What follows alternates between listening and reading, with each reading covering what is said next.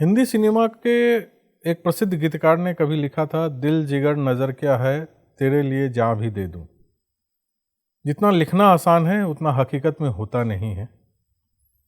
अंग प्रत्यारोपण की बात करें या अंगदान की बात करें तो एक अलग ही वो अध्याय होगा जिस पे हम चर्चा करेंगे, लेकिन आज हम बात करने जा रहे हैं अपने शरीर के सबसे महत्वपूर्ण अंग लीवर के बारे में, जो बहुत ही साइलेंटली काम करता है, जिसका हमें पता भी नहीं चलता। और आज इसी लीवर के विषय पर हमारे साथ स्टूडियो में बात करने के लिए सागर विश्वविद्यालय के मुख्य चिकित्सा अधिकारी डॉक्टर अभिषेक जैन जी उपस्थित हैं। सर, आपका बहुत बहुत स्वागत है। धन्यवाद, बहुत बहुत धन्यवाद। सर, जैसा कि लीवर को एक साइलेंट ऑर्गन बोलते हैं या एक तरीके से इंटरनल डॉक्टर की तरह ही वो काम करता है।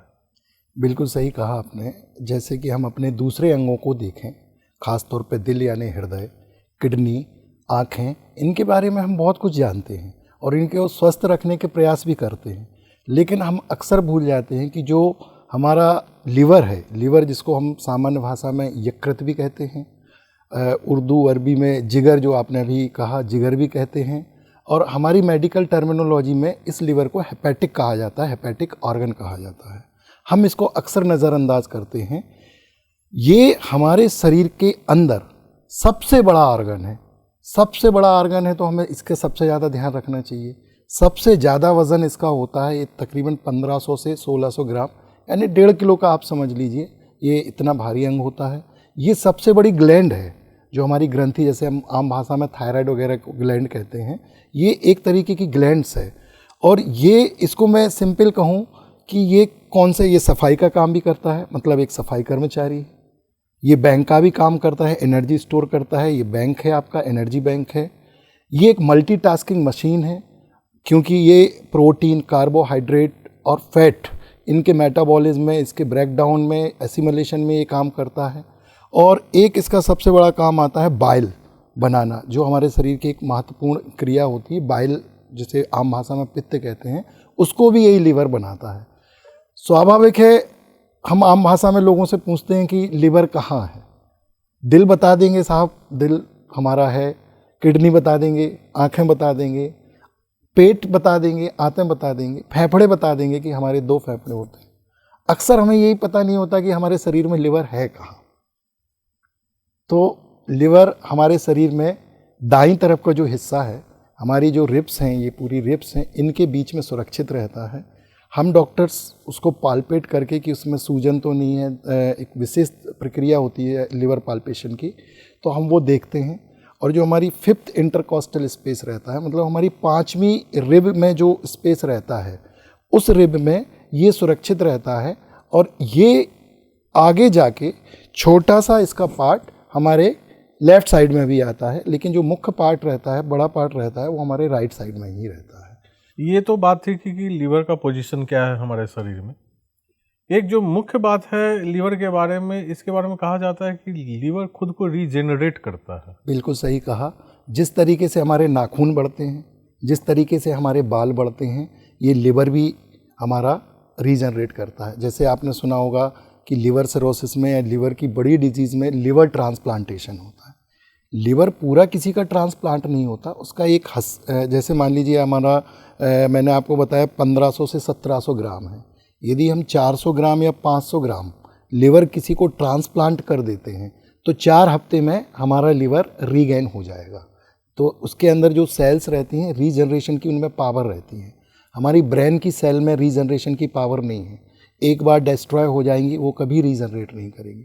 ऐसी कई सेल्स हैं हमारे शरीर में जो रीजनरेट नहीं करती, लेकिन लिवर इतना, और ये एक तरीके का चुपचाप काम करने वाला है, ये ज़्यादा शोरगुल नहीं करता। जैसे हम तेज़ दौड़ते हैं तो हमारे फेफड़े, हमारी सांसें चलने लगती, हमारा दिल धड़कने लगता, हमारा गला सूखने लगता, लेकिन आप कितनी तेज़ दौड़ाइए, आपके लिवर में आपको पता नहीं चलेगा। इसलिए इसे साइलेंट ऑर्गन, इसलिए साइलेंट ऑर्गन भी कहते हैं इसको। चुपचाप पड़ा पड़ा ये सुस्ती से अपना काम रेगुलर करता रहता है, कोई शिकायत नहीं करता है। जब अति हो जाती है, जो कहते हैं अति सर्वत्र वर्जित, तब जाके कहीं उसको ये कहता है, और हम उसको अक्सर नज़रअंदाज करते हैं। खाना पचाने में किस तरीके से लीवर का सहयोग है?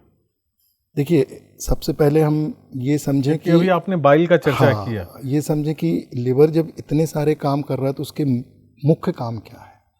और मुख्य काम उसका यही है मेटाबॉलिज्म, चयापचय, जिसको हम लोग कहते हैं कि हमारे शरीर में ऊर्जा बनने की दर, हमारे शरीर में प्रोटीन्स को यही तोड़ता है, प्रोटीन से अमीनो एसिड बनाता है। हम कार्बोहाइड्रेट खाते हैं, जो जैसे हम रोटी खाते हैं, ब्रेड खाते हैं, तो उनमें कार्बोहाइड्रेट रहता है, ये टूटता है ग्लूकोज में, लीवर में। तो पहला क्या हुआ, प्रोटीन को तोड़ा, अमीनो एसिड बनाए। दूसरा काम क्या किया इसने, कार्बोहाइड्रेट को तोड़ा और उससे आपको ग्लूकोज दिया। तीसरा जो फैट हम लेते हैं, जो तेल घी या फैट हम लेते हैं, उस फैट को ये फैटी एसिड में कन्वर्ट करता है, ग्लिसरॉल में कन्वर्ट करता है। तो ये मेटाबॉलिज्म के इसके काम हुए। दूसरा, ये एक तरीके से सिपाही का भी काम करता है, जैसे या चौकीदार का। जैसे आपके घर में कोई चोर घुस आता है तो चौकीदार उसको डंडा लेके भगाता है, सीटी बजाता है। लिवर भी जब हमारे शरीर में तरह तरह के टॉक्सिन्स चले जाते हैं या कुछ ऐसी चीज़ें चली जाती हैं जो हमारी इम्यूनिटी को कमज़ोर करती हैं, तो लिवर उनको खा जाता है कुप्फर सेल के माध्यम से, जो विशेष प्रकार की होती हैं। तो ये शरीर का सिपाही का भी काम करता है और हमारी इम्यूनिटी को भी बढ़ाता है। फिर इसके बाद मेटाबॉलिज्म, इम्यूनिटी, उसके बाद ये बाइल जैसी चीज़ों का सिक्रीशन मैंने बताया, ये कराता है। तो भोजन को पचाना तो आंतों का काम है। भोजन से जो मुख्य तत्व हैं, ग्लूकोज हैं, अमीनो एसिड हैं, विटामिन्स हैं, मिनरल्स हैं, ये लिवर अवशोषण करके शरीर के अंगों को पहुंचाता है। अब हम बात करते हैं लक्षण और बीमारियां की, जिसमें हमारे पास सिम्टम तो पता नहीं चलता जब तक डॉक्टर के पास नहीं जाते, लेकिन फिर भी अगर लीवर खराब होने के शुरुआती संकेत क्या है और उसको घर में हम कैसे उसे जांच सकते हैं? बहुत अच्छा सवाल है माधव जी आपका। देखिए, दो चीज़ें होती हैं मेडिकल साइंस में, एक सिम्टम होता है और एक होता है साइन। सिम्टम वो होते हैं जो मरीज आके कहता है, जैसे मरीज कहेगा साहब हमें बुखार आ रहा है, साहब हमें भूख नहीं लग रही है, ये सिम्टम है। और जब हम देखते हैं मरीज के अंदर कौन से साइन हैं, मतलब हम उसका पल्स देखेंगे, हम उसका बीपी देखेंगे कि बीपी तो बढ़ा हुआ नहीं, तो वो साइन डॉक्टर्स के लिए होते हैं। सिम्टम और साइन मिलके रोग की पहचान, पहले इस तरीके के अल्ट्रासाउंड्स या आधुनिक मशीनें नहीं हुआ करती थी, तो डॉक्टर इसी हिस्ट्री, सिम्टम और साइन की हिस्ट्री लेकर रोग का पता करते थे। लिवर के बारे में मैं कुछ चीज़ें बताना चाहूँगा कि लिवर सामान्य तौर पे ज़्यादा सिम्टम नहीं दिखाता है, लेकिन जब रोग धीरे धीरे धीरे बढ़ता जाता है, लिवर का खास तौर पे, लिवर में चाहे वो इन्फेक्शन का हो, लिवर का फाइब्रोसिस हो, फैटी लिवर हो, जो आजकल महिलाओं में काफ़ी ज़्यादा हो रहा है, जिसको नॉन एल्कोहलिक स्टेटिक हेपेटाइटिस कहते हैं, नाश करके हम लोग उसको कहते हैं NASH। तो इसके सबसे बड़े जो लक्षण आते हैं, इसके थोड़ा सा रोग बढ़ने पे ही आता है, इतना साइलेंट है। पहला लक्षण तो यही रहेगा कि आपको भूख नहीं लगेगी। लिवर के लिए भूख नहीं लगना, तो ये लिवर की डिजीज़ का साइन हो सकता है। दूसरा ये है, आपको थकान लगेगी। क्यों? क्योंकि ये ग्लूकोज बनाना बंद कर रहा है, तो आप जल्दी थक जाएंगे। फिर कुछ चीज़ें ऐसी होती हैं कि जब रोग और चरम सीमा पर पहुंच जाता है, ज़्यादा बढ़ जाता है, स्टेज 2 से 3 में आ जाता है, तो कई बार आपको पूरे शरीर में खुजली होती है। क्यों? खुजली इसलिए होती है कि बाइल निकलता है, वो बाइल पूरे शरीर में फैलने लगता है, स्किन में डिपॉजिट हो जाता है, तो उससे शरीर आपका पीला पड़ जाता है। आपने सुना होगा जॉन्डिस में, जिसे हम आम भाषा में पीलिया कहते हैं, ये बाइल ही पूरे ब्लड में घूमता है। हमारे नाखून पीले हो जाते हैं, हमारी आँखें पीली हो जाती हैं। तो बार बार भूख हमारी कम हो जाना, बार बार हमें थकान होना, बार बार हमें पीलिया की शिकायत होना, शरीर पर पीला दिखना, पूरे शरीर में खुजली होना, ये ऐसे लक्षण हैं जिसे आप खुद ही असेस कर सकते हैं कि हमारा लिवर तो नहीं है। अब लिवर को हेल्दी रखने के हेल्दी लिवर का भी टेस्ट होता है। आप अपने वज़न को नियंत्रित रखें, जो इंडियन क्राइटेरिया होता है, एक 35 वर्ष का मनुष्य है, उसका वज़न जो होता है 60 से 65 के बीच होता है। BMI हमारी 18 के बीच होनी चाहिए, 18, 17, 18, 19 भी हमारी उसकी होनी चाहिए। इससे अधिक BMI भी फैटी लिवर का साइन देती है। और एक महत्वपूर्ण साइन मैं बताना चाहता हूँ कि आप किसी से कहिए कि आप गर्दन देखें उसके पीछे से, तो पीछे उसको रिंकल्स आ जाते हैं, इसको हम एक्ैंथोसिस निग्रिस कहते हैं। हम पेशेंट को देखते हैं कि यहाँ पे उसकी गर्दन क्लियर है कि नहीं है। यदि उसको इस तरीके से ये लाइंस आ रही हैं यहाँ पे जो डार्क रहती हैं, वो लाइंस कंफर्म रहता है कि इसको फैटी लिवर है। फिर एक आता हमारी गर्दन का माप। हमारी जो गर्दन की माप है, जिसे हम कॉलर साइज़ भी कहते हैं, यदि हम उसको नापते हैं, जैसे मैंने अपनी एक टेप के माध्यम से, जो घर में होता है मेजरिंग टेप होता है सिंपल सा, यदि हम उसको घेरा बना के यहाँ से नापते हैं तो उसका मेज़रमेंट 37-38 से ज़्यादा नहीं होना चाहिए। जैसे मैंने अपना नापा हुआ है 35 मेरा आ रहा है, यदि वो 37 से ज़्यादा आता है तो आपके लिवर में खराबी के संकेत हैं।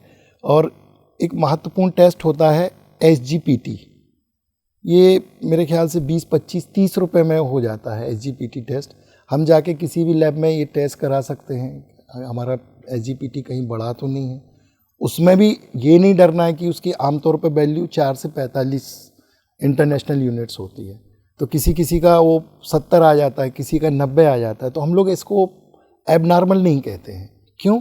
क्योंकि ये वैल्यू हम लोग गुना करके देखते हैं, मतलब 90 यदि आई है तो आपका 2 गुना है, 45 आपका नॉर्मल लेवल है, यदि 90 आया है लेवल आपका SGPT का तो वो 2 गुना हुआ। 2 गुना उतना सिग्निफिकेंट नहीं है, 3 गुना थोड़ा सिग्निफिकेंट है, और 5 गुना यदि ज़्यादा बड़ा रहता है तो फिर वो लिवर की खराबी के बहुत बड़े लक्षणों में से गिना जा सकता है। ये छोटे छोटे टेस्ट हैं SGPT का, कॉलर साइज़ या गर्दन की माप, गर्दन पे एक्थेंथोसिस नाइग्रिस, या हमारे शरीर में खुजली अचानक से चालू हो गई और जनरली दवाओं से नहीं मिट रही हो। ये पूरे बॉडी में खुजली का सिम्टम है या किसी स्पेशल अंगों के पास? नहीं, हाथ देखिए हुआ या पूरी बॉडी में ब्लड जा रहा है, ब्लड के माध्यम से रक्त पूरे शरीर में परिसंचरित हो रहा है, ब्लड के माध्यम से बाइल्स जा रहे हैं। जब हमारा लिवर काम करना बंद कर देता है तो अमोनिया निकलता है उससे, वो यूरिया में कन्वर्ट नहीं कर पाता। ये अमोनिया बाइल्स ये ब्लड में जहाँ जहाँ जाएंगे वहाँ वहाँ खुजली कराएंगे। स्वाभाविक है, तो हमारे पूरे शरीर में खुजली का संकेत होगा यदि लिवर बहुत ज़्यादा डैमेज है तो। बच्चों में लीवर से संबंधित बीमारी है, उसको कैसे डायग्नोस किया जाता है? देखिए, डायग्नोसिस आमतौर पर लक्षणों से किया जाता है। बच्चों में चूँकि हम प्रिकॉशन लेते हैं, हेपेटाइटिस की बीमारी जिसमें लिवर में सूजन और ये है, तो सामान्य लक्षण उसके भी वही हैं। उसको भूख नहीं लगेगी, थक जाएगा, बार बार पानी मांगेगा, शरीर में हो सकता है उसको खुजली हो। साइन सिम्टम सभी में वही है, क्योंकि लिवर की कार्यशैली वही है। फिर जो हम कहते हैं कि यदि हमें और बड़े रूप में जाना है तो 3 जांचें होती हैं जो डॉक्टर्स लिखते हैं। एक लिवर फंक्शन टेस्ट, जिसे हमें LFT भी कहते हैं। दूसरा होता है अल्ट्रासाउंड, 10 से 15 मिनट का टेस्ट होता है, हम जिसको सोनोग्राफी भी कहते हैं।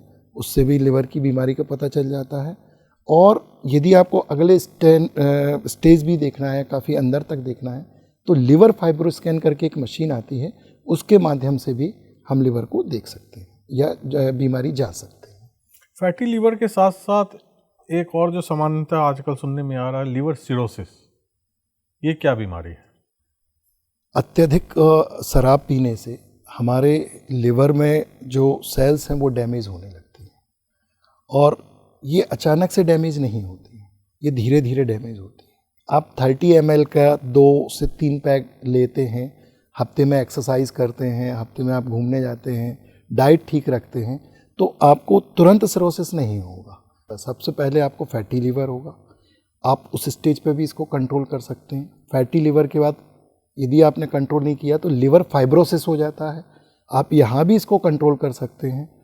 लिवर फाइब्रोसिस को आपने कंट्रोल नहीं किया तो इसके बाद लिवर सिरोसिस होता है, जिसमें लिवर धीरे धीरे सिकुड़ जाता है, और जो मैंने आपको लक्षण आपको बताए थे वो बहुत ही बड़े लेवल पे आपको उसके लक्षण दिखने लगते हैं।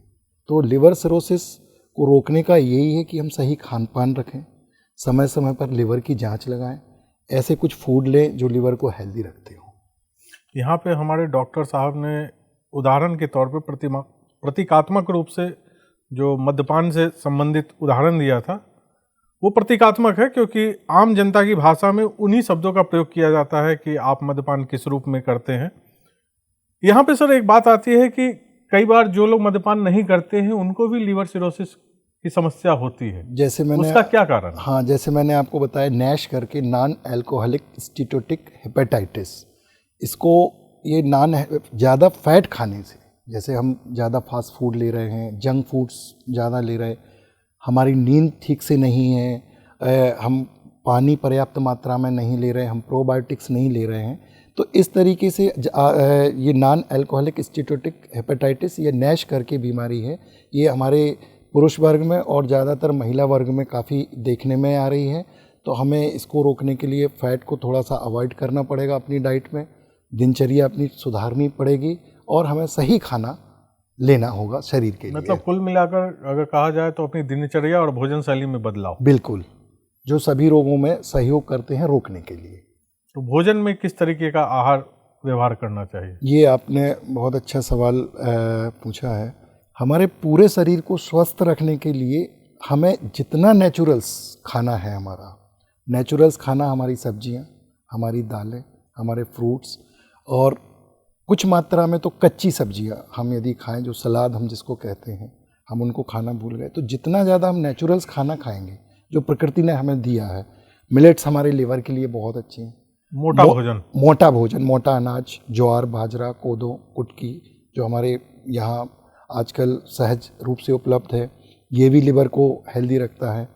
फिर एक मोरिंगा पाउडर या सहजन का जो फल होता है वो लिवर के लिए काफ़ी बेहद अच्छा है। लिवर को स्वस्थ रखने के लिए छाछ बहुत ही सहायक है, क्योंकि इसके अंदर प्रोबायोटिक्स होते हैं और कुछ ऐसी चीज़ें होती हैं जो लिवर से टॉक्सिन अलग करने में लिवर की मदद करती हैं। कुछ मात्रा में लहसुन भी लिवर के लिए एक अच्छा है। नट्स आते हैं हमारे नेचुरल, जितना आप नेचुरल खाएंगे उतना आपका लिवर और शरीर हेल्दी रहेगा। मेरे कहने का तात्पर्य यही है कि आप फास्ट फूड, जंक फूड, जैसे हमारा शरीर मोमोज़ के लिए नहीं बना है, क्योंकि हम उस कंट्री में नहीं रहते हैं कि मोमोज़ हमें खाना है। ये आपको मार्केट में मिलने वाली अनहाइजीनिक चीज़ें हैं, आपको इनको अवॉइड करिए और लिवर को ही नहीं, अपने दिल को भी, अपने पूरे शरीर को स्वस्थ रखिए।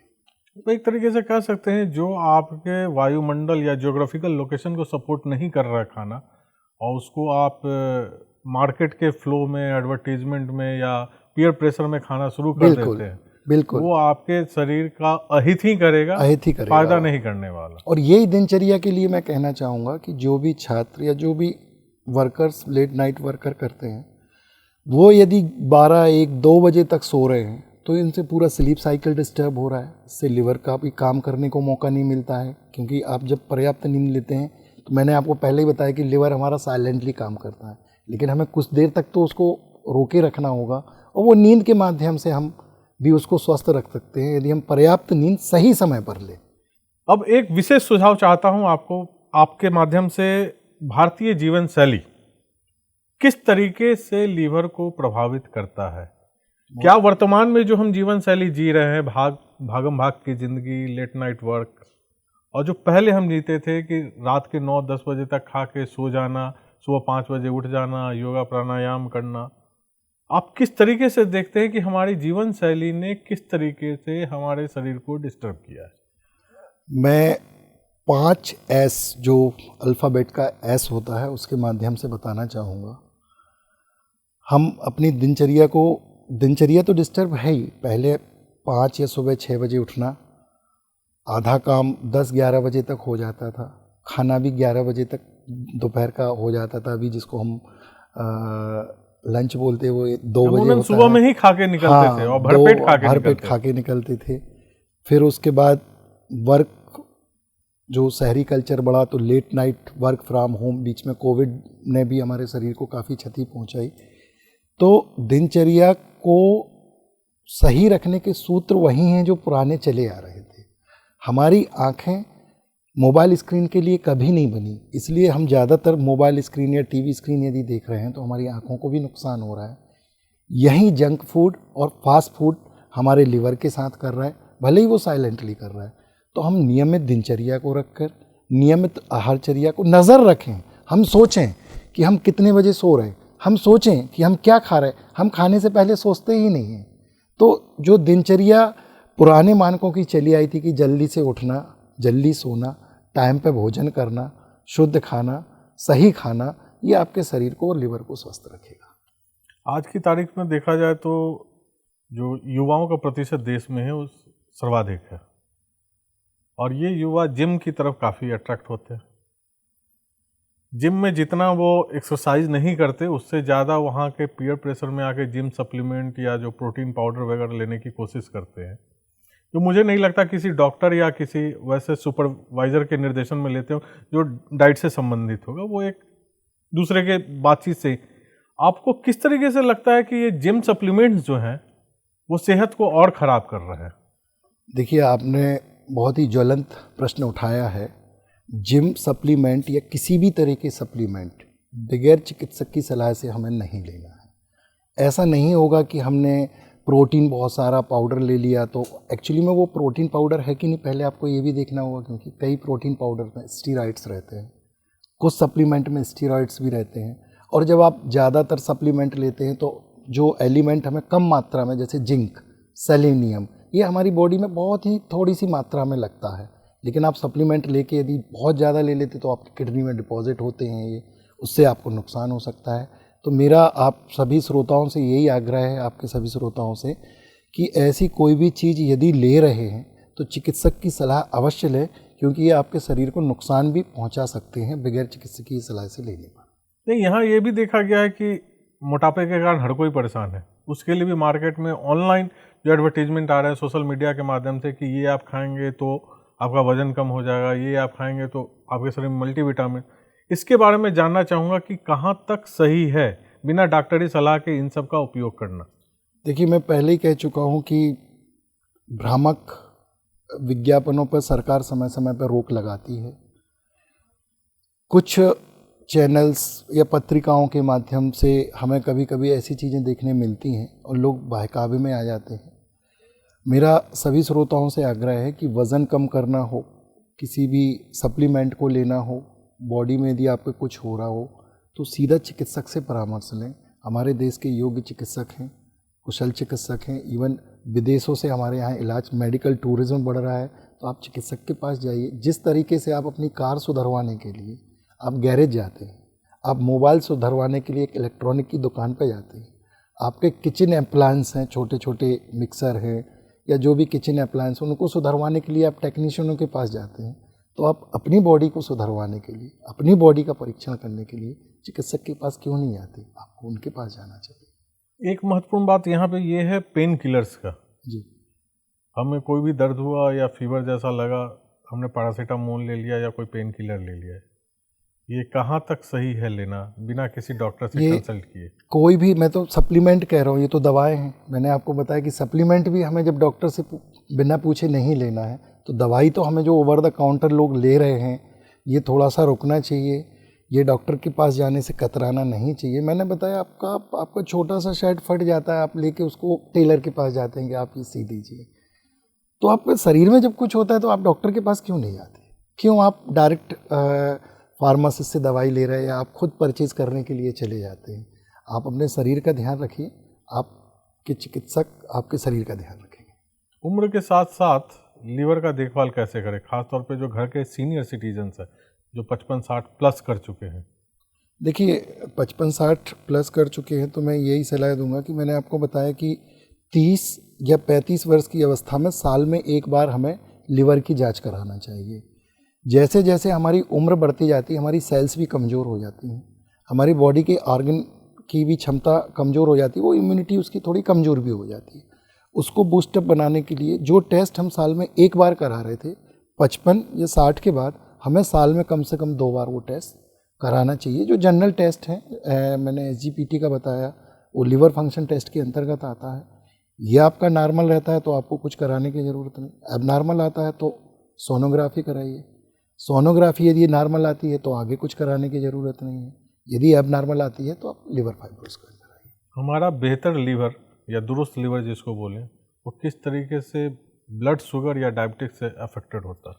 देखिए, हमारे ग्लूकोज का नियंत्रण लिवर के ही हाथ में है, और ग्लूकोज इतनी बड़ी चीज़ है कि आपने सुना होगा कि यदि ग्लूकोज शरीर में बढ़ जाता है, जिसको हम डायबिटीज़ कहते हैं, जो महामारी के रूप में हमारे देश में हो रही है। हम सेकंड कैपिटल हैं हम डायबिटीज़ के, इंडिया में इतनी तेज़ी से फैल रहा है।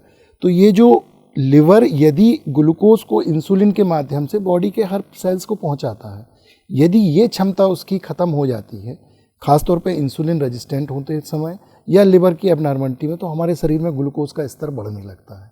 इस तरह हमें डायबिटीज़ की बीमारी हो जाती है। तो हमें लिवर को स्वस्थ रखना है, किसके लिए? ग्लूकोज डायबिटीज़ को नियंत्रित रखने के लिए। हमारे ब्लड को, क्योंकि ब्लड में कई क्लॉटिंग फैक्टर होते हैं जो थक्का जमाते हैं। जैसे खून बाहर आता है थक्का जम जाता है, ये सामान्य प्रक्रिया है जिससे कि खून का बहाव रुक जाए। यदि हमारा लिवर खराब होगा तो ये क्लॉटिंग फैक्टर भी खत्म हो जाएंगे, लिवर इनको भी बनाना बंद कर देगा। चलते चलते सर, एक जो भ्रांतियां हैं दिमाग में, जैसे दादी माँ के नुस्खे कह लें या माँ के नुस्खे कह लें, जो प्रचलन में है खास तौर पर, कहाँ तक तर्कसंगत है लीवर के इलाज के लिए? देखिए, दादी माँ के नुस्खे जो आप कह रहे हैं वो जनरली नेचुरल्स पे ही आधारित हुआ करते थे। हमने आपको बताया कि नेचुरल्स पे, वो कोई जंक फूड, फास्ट फूड, तेल और घी पे आधारित नहीं थे। उनमें हरी चटनियाँ, लहसुन या आपकी जो सहजन जिसे हम ड्रमस्टिक कहते हैं, जो अभी हमने बताया, मोरिंगा पाउडर, ये नुस्खे थे। और ये सिर्फ लिवर की हेल्दी के लिए नहीं थे, वो पूरी शरीर के हेल्दी के नुस्खे थे। तो जिन चीज़ों में नेचुरल्स हैं वो नुस्खे ही दादी माँ आपको देती थी, हमें देती थी। तो नेचुरल से यदि सारी चीज़ें हैं तो आप चाहे वो नुस्खे कह लें, चाहे आप उसको भोजन कह लें, चाहे आप उसको शरबत के रूप में ले लें, चाहे आप उसको खाने के रूप में ले लें, नेचुरल से यदि आप खा रहे हैं, किसी भी रूप में खा रहे हैं, तो वो आपके शरीर के लिए और लिवर के लिए बेहद तंदुरुस्ती वाला काम है। डॉक्टर साहब, आपका बहुत बहुत धन्यवाद इन उपयोगी और व्यवहारिक जानकारी के लिए लीवर के बारे में। दोस्तों, लीवर हमारे शरीर का एक साइलेंट ऑर्गन है, लेकिन काम बहुत मल्टीफंक्शनल है। इसकी सेहत का ख्याल रखना हमारी जिम्मेदारी है, और उस जिम्मेदारी के पीछे है आपका जीवन शैली और रूटीन। आशा करते हैं ये एपिसोड आपके काम का होगा। अगले एपिसोड में फिर डॉक्टर साहब के साथ मिलेंगे एक नए विषय के साथ। तब तक के लिए नमस्कार।